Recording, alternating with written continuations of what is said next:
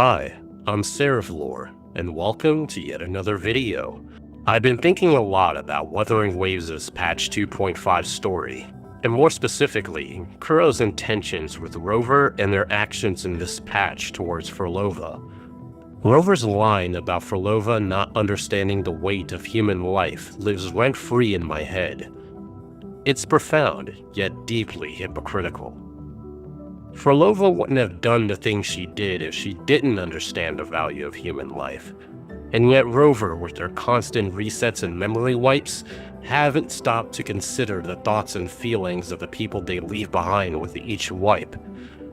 We've seen what happened to Camellia in 1.4, and now we see what happened to Furlova. It makes me wonder why Kuro is going in this direction, and I think I may have the answer. Kuro may be setting up the Rover on a journey of self-actualization, and that may be the key in saving the world from the laments. Let's get into it. So, what is self-actualization anyway? Self-actualization is a psychological term which basically means becoming your true, realized self. In order to achieve self-actualization, one must become self-aware of their own flaws and imperfections, and work not to be defeated by them, but overcome them. Many people have an image of themselves that they want to believe, an idealized self, but many times that idealized self is a person they can never become, or the person they were never meant to be. Realizing this can bring someone to their lowest point, where self-loathing can seep in. But overcoming that self-loathing is what makes the final step possible, the emergence, where you become your true, authentic self. So how does this relate to Rover's journey? Let's compare what Rover has done and see how it relates to self-actualization. First, becoming self-aware of their flaws and overcoming them. Rover hasn't reached this yet as of 2.5. They brushed aside their own hypocrisy when confronting Furlova, and maybe they are completely unaware, or maybe they are aware but are ignoring their flaws and mistakes for the sake of the mission. Either way, this incarnation of Rover lacks self-awareness.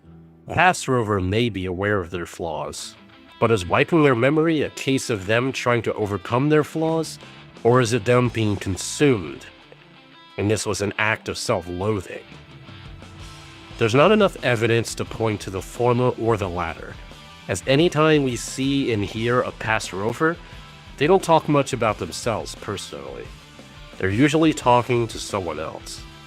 The next part is the ego deconstruction. Rover realizing they can't be their idealized self. Rover hasn't achieved this either. However, in this case, we aren't fully aware what exactly Rover's idealized self should be. Rover is up against a supernatural force of nature, the lament, and their goal is to stop it. If their idealized self is being the hero to stop the laments, then this may have some interesting implications. However, if their idealized self is simply finding the way forward, then things get interesting. Because what if instead, Rover's ego deconstruction leads them to finding the real way forward? The real way to stop the lament. And their idealized self was a falsehood the entire time. Rover's ego deconstruction, the breakdown of their beliefs and ideals, will be a big deal in the story, and will lead them on the path of true growth, the final stage of self-actualization, the emergence. This is where Rover will find the real way of stopping the laments, a way that their past incarnations could have never dreamed of or considered, all by realizing and accepting their own flaws and past mistakes. If this is the path Kuro Games is taking with Rover, then in the future, we will see more of Rover's flaws come to light. We'll see more of their past mistakes bubble to the surface. Whether that's people they've hurt like Furlova, civilizations they let get destroyed like Boy Show, or other mistakes we've yet to encounter. Or this isn't the path the writers are taking, and they have different plans in mind for Rover. Either way, It's great that Kuro's writers have people in the community thinking hard on their intentions and where they're taking the protagonist. And I think that's a great thing. Thanks for watching.